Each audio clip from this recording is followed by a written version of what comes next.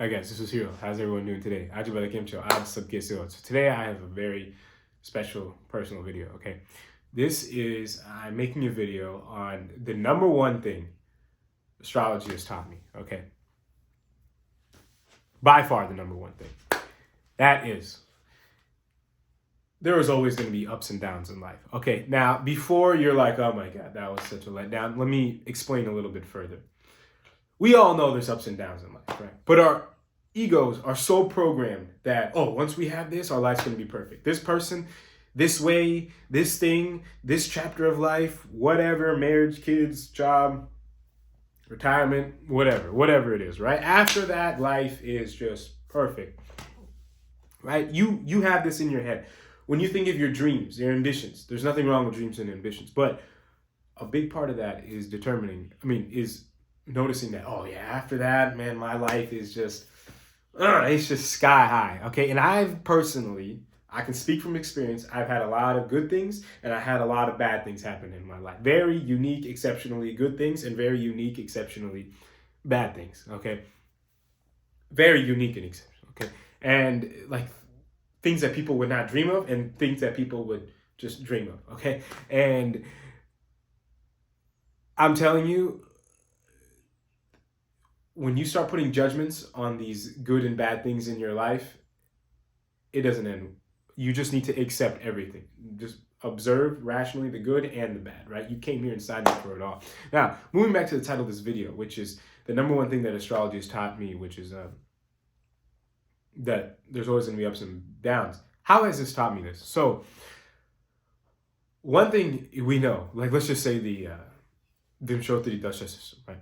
We know there's always going to be Mahadeshas, right? There's usually a pattern of good, bad, right? Like first Rahu, which is bad, then Jupiter, then Saturn, then Mercury, then Ketu, then Venus, right? There's good and bad. So it's not like, oh my God, let's just say I just finished Rahu Mahadesha, I'm about to turn 30. Well, great, but you have Jupiter until you're 45, assuming that's well placed. But so you're going to have the time of your life, but then at 45, you're going to have Saturn for another 20 years, right? So it's not like, it's like, oh, right, like, okay, I'm looking forward to my 30s and first half of my 40s, but then there's another 19 years, right? And even in that Jupiter, there's after 3 years of Jupiter, there's Antardasha, there's a 3-year Shani Antardasha, right? So that time is going to be a little bit hard. It's not going to be sky high all the time. And what we try to do is at the beginning, you're like, all right, there's kind of ways around it, whatever. Might not be true, might not be real, whatever. And then you realize that that's not true, right? So that's the thing. There's always ups and downs in life. Nothing external is going to permanently make you happy, okay?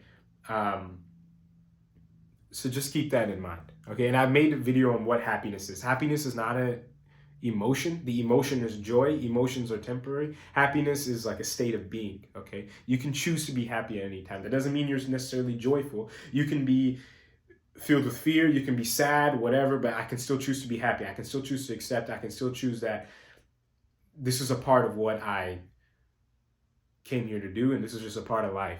Okay, switching partners is not going to change this. Switching my job is not going to change this. Going to the gym is not going to change this. These all might be necessary, but that's not what I'm saying. That's not the discussion here. But you can't be sky high, peak your whole life, or even most of your life. Okay, there's a lot of emotions that come through here. One thing you might notice is that, okay, some people just seem to be rich and happy and confident all the time. How is that so? I'm going to explain it to you right now.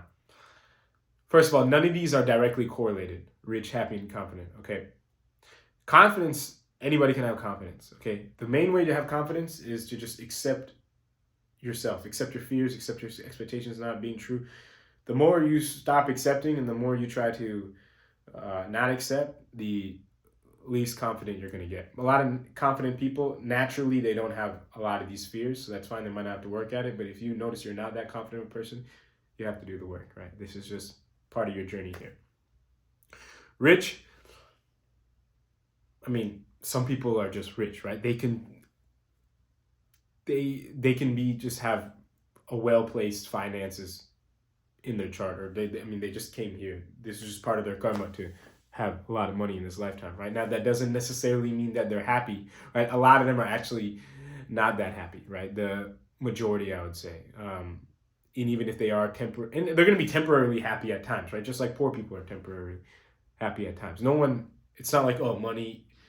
Here's the misconception, like getting money or getting material things is going to make you unhappy. Yeah, honestly, I think it has a higher chance of increasing attachment, which is going to make you miserable in the long run. But I mean, all the positive emotions and thoughts are all temporary, right? You're going to face some positive or good thoughts and emotions too, right? So whenever you see things on the external, like, oh my God, this person has this perfect family, perfect job, whatever, don't think that they're not, that's just what you see, right? And if you're focusing so much on, the negative and things like that you have, like, I mean, this is just part of your negative phase, right? And one time you're going to go through a positive phase where you're just more likely to accept yourself and accept your life and things like that. So you just have to remember that connecting with your inner awareness, your inner happiness, all this kind of stuff is the way to go. If you try to look for it externally, your dashas, your karmas, whatever you want to call it, it will burn you alive. Okay? You are most likely not having a perfect chart, and you are not even close, and you will run through a lot of bad periods in your life, internally or externally. Just because you run through bad periods internally does not mean that externally is going to be a disaster. Okay? You might not die, you might not have your legs amputated, you might not, have some extreme disaster, but there can still be situations that bring up a lot deeper things inside you that can really make life living hell. Okay. Um, so that's that. I mean, there's always going to be a combination. There's going to sometimes be external things. There's going to be internal things, whatever. But the key here is to just accept them and know that you signed up for all these things, and to just keep going and developing and connecting with your inner awareness over time. If you try to change it, if you try to wonder, this is the thing. If you try to wonder, oh my God, when is it going to get better? When is it going to just go away? All this kind of stuff, you are going down into an illusion, because you're falling into the illusionary trap that once I have this, once this external situation is like this, my life is going to be amazing. And that is simply not true. It will never be true. And like I said, it's an illusion. Okay, so that's the number one thing I learned. There's never going to be sky high ups. There's always going to be strong ups and downs in life from a mental or an emotional level. Okay, and we just have to accept all of these as they are. Don't try to change them too much. You can try to work on them, but don't try to change them. There's a difference. And it kind of has to go, that last sentence that I said kind of has to go back to the concept of accepting versus believing. And just take it one moment at a time, okay? With that said, there's a difference between rebirth and reincarnation, okay? Reincarnation obviously is like, lifetime to lifetime, but we are constantly being reborn all the time, okay? Which is what the dashas and everything are trying to teach us. So that's kind of what they're trying to uncode, okay? And that's kind of a topic that the Buddha talked about, not directly through Vedic astrology, but just that concept of rebirth, that every moment things are changing. This is why I only look at Mahadasha Antar and Pratyantar, but people go a lot deeper, right? Because things are always changing, but you can't keep going down and down, because like it's literally changing like every moment. The present is never the same. So I mean, that's why I stop at Pratyantar, because that's where our sages recommended that we stop at. So that's where I found that it's okay. But like I said, things are always changing. There's never going to be ups and downs. I mean, ups all the time. After a certain point, there's always going to be ups and downs, okay? So just keep that in mind, please. Because, a lot of people, they wonder, oh, in this dasha, am I going to be famous, rich, hot spouse, perfect spouse, whatever?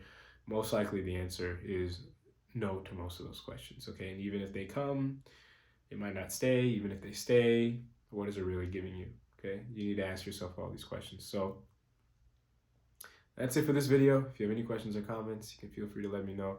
And until next time, I'll talk to everyone later. Thank you all very, very much for watching.